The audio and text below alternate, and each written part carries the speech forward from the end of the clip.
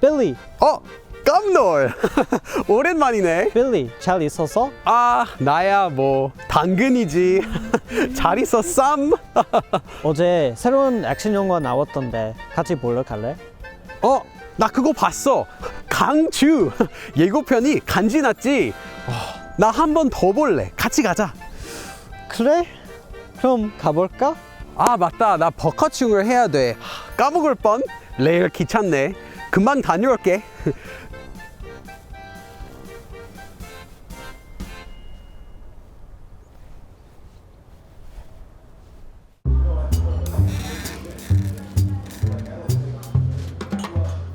Hello and welcome to another glass with Billy. I'm Billy. I'm Forrest. And what do we have today is our glasses. I have borita. It's basically just like flavored water. Yeah. So it's like tea minus the bitter. What do you have? Got 2% aqua. What's the other 98%? I don't Sugar? know. It's kind of like an ion drink, you know, Okay. like for like Pocari Sweat. Okay, so kind of like a it's similar, Gatorade but type of yeah, thing. it's kind of like Gatorade. And what are we talking about today? We're talking about slang, like when to use it, when not to use it, kind of how to study slang, I guess. But before we get started talking about that, what sort of slang have you learned recently? Let me know in the comments where you saw it. Anything you've learned recently, let me know in the comments. Oh no, I'm the interested. comments are going to be filled with swears. You, Billy. Demonetized. I'm just practicing, yeah. When I first started learning Korean, so back in the day, 2005, when did you start? 2015? Then the slang between 2005 and 2015 would be quite different. Yeah, quite different. And a lot of the words I remember learning at the time that kids or other adults would teach me, now they're dead. It sounds weird to use some of them. Like it's like awkward, kind of like, saying some outdated slang in English, like dynamite. That's rockin'. That's rockin'. Now, slang obviously is not the entire language, but you definitely do need some slang in order to speak Korean. Would you agree? Yeah, I mean, I'm shaking my head. I mean, we both use slang, when we speak in Korean, but there's a limit to the slang that you learn. I mean, even in English or your native language, you wouldn't just suddenly make one whole sentence with just a bunch of slang, right? I don't think anyone would understand what you're trying to say. So we're going to talk about the limits, but first we should talk about like what slang is, right? How do we define slang? If we're talking about like linguistics or sociolinguistics, usually we would refer to slang as a part of like vernacular, basically like non-standard speech, right? It's speech that we as people don't consider as prestige, and it's also a type of language that we especially learn at home or like with our friends and things like that, and it's something we all use in our daily life. But it's important to remember as well that everyone speaks differently. Some slang might be awkward for certain people to use, and some might like fit really well with them. That's true. I guess think of how do you speak in your native language? Are you someone who goes around throwing, lit? That's so lit. That's so lit. I'm gonna yeet that is fire. Fire, yeah, that's so I'm gonna eat the fire. Eat the fire. Like, I am so shook. I feel like shook is pretty common. Okay. I don't know. I guess to me, shook also sounds like almost like babyish sometimes. Like, especially if you like see like a dog picture or something and they're like really scared. Yeah. It'll be like, the doggo is shook. Doggo. So think about what kind of slang do you normally use in your regular language and try to kind of match that with what you might do in Korean. And then also, I mean, we'll talk about this more later, but also who you use slang too. Okay. So like I said, I would say doggo. Like it's always with like my close friends, especially we share like lots of dog pictures or cat pictures, right? Okay. So we'll say catto. Catto? Yeah, catto. It's a thing. Yeah, I heard because doggo. doggo exists, we're like, there must be a catto. there should be a catto. Sometimes when you get words that are slang or not standard, they have been around for a long time or they're used so widespread that they're not even considered to be slang anymore. For example, I guess a really common word might just be like 진짜. Originally, I guess it's non-standard, but that word is so standard now. It's so standard now that it is not considered slang. We would probably just say it's vernacular, right? So it's non-standard, and then it has that it's informal. That's also an important key to vernacular, is that vernacular is informal. There's a cato over there, but it's a baby. Oh, there is a baby cato. cato. Well, hold on, I'm gonna film it. I'm gonna put the cato in the video. Hold on. I like how it's just like prancing along, like it stared at you, like, oh.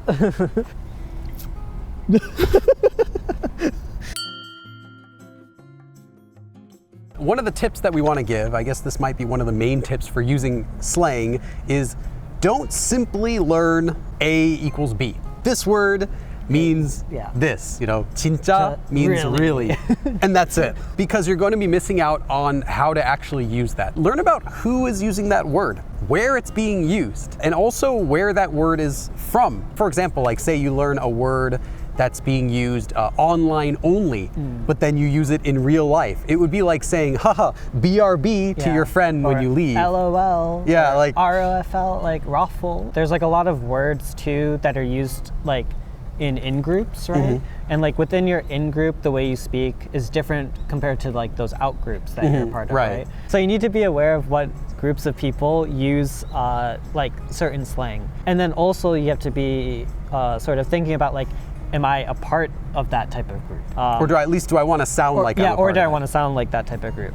I guess you kind of have to be careful about that too, though. That group needs to kind of see you as a part of their group, right? If they don't really see you as that, then it's going to come off like awkward that you're using that type of slang. I guess, for example, if you want to be a gamer or something, and like in games especially, there's a ton of slang. But like if you don't actually play that game, then you don't know like the lingo, right? Or the slang that's used.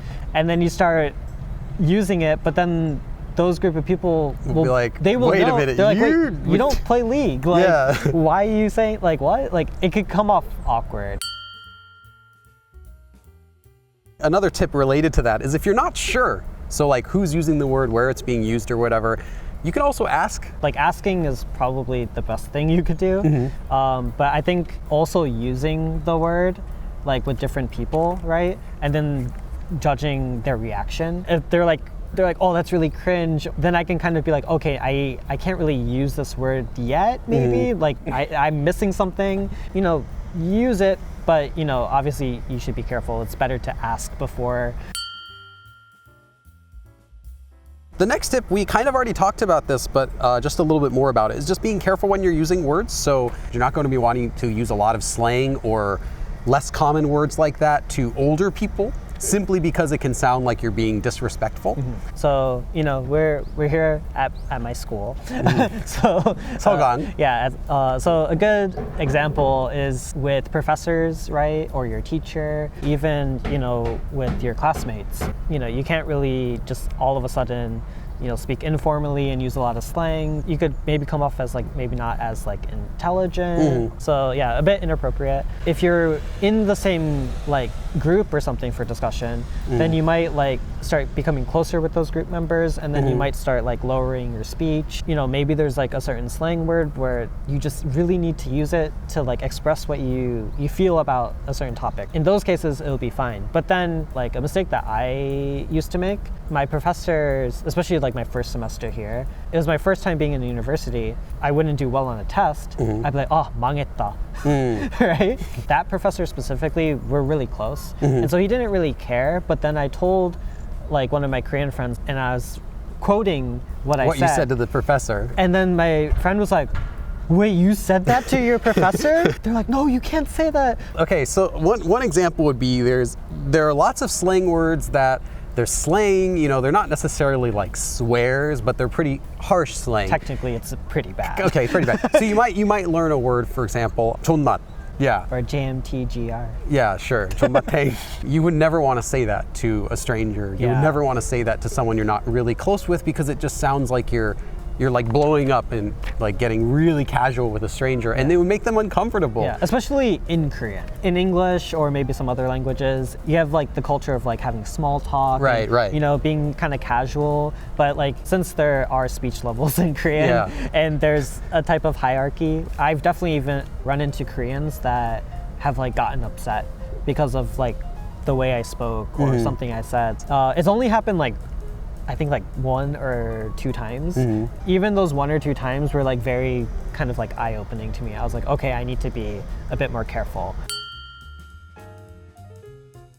Okay, so our next tip is about slang, and that is just using it doesn't necessarily make your Korean sound more native. Fluent. Or fluent. When I was a beginner, I would use slang that I would learn sometimes, and the most common reaction I would get would be people reacting not to what I was saying. Like they would ignore the whole sentence that I worked really hard to make, and it was only about that word. They'd be like, oh, where'd you learn that word? Oh, who taught you that word? I think sometimes when you're using slang and you're overusing it, or when you're using it and it's not necessary, it really distracts from the rest of your sentence, and it kind of like breaks your fluidness. You definitely want to have like a good mixture of proper or standard Korean, I guess. Okay. Basically, Koreans will rather have you sound more like fluid. Regardless of what words you're saying in it. Yeah, so it's like the same thing if like you're trying really hard to like fit in like super advanced Korean words into your sentences, right? It doesn't mean don't use slang at all. It just means like use the appropriate